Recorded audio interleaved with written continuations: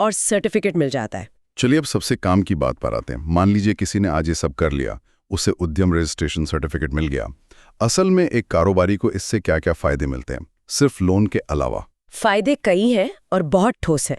पहला, जैसा हमने बात की, बैंकों से प्राथमिकता के आधार पर और कम ब्याज दर पर लोन मिलना।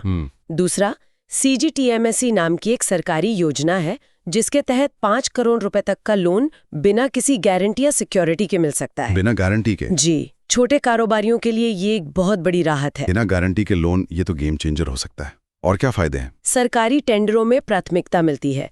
कई सरकारी खरीद सिर्फ MSMEs के लिए आरक्षित होती हैं। अच्छा। अगर आपका पेमेंट किसी बड़ी कंपनी के पास 45 दिनों से ज्यादा अटका हुआ है तो आप MSME समाधान पोर्टल पर शिकायत कर सकते हो और उस पर ब्याज के साथ वसूली की जा सकती है। ये भी बहुत जरूरी है। इसके अलावा ISO सर्टिफिकेशन करवाने, पेटेंट रजिस्टर करवाने या टेक्नोलॉजी अपग्रेड करने जैसे कई कामों पर भारी सब्सिडी मिलती है।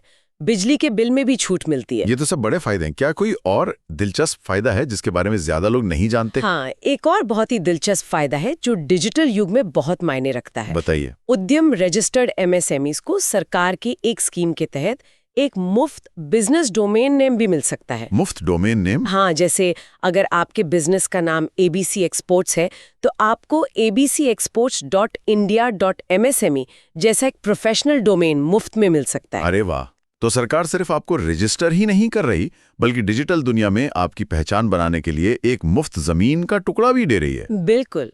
ये तो किसी छोटे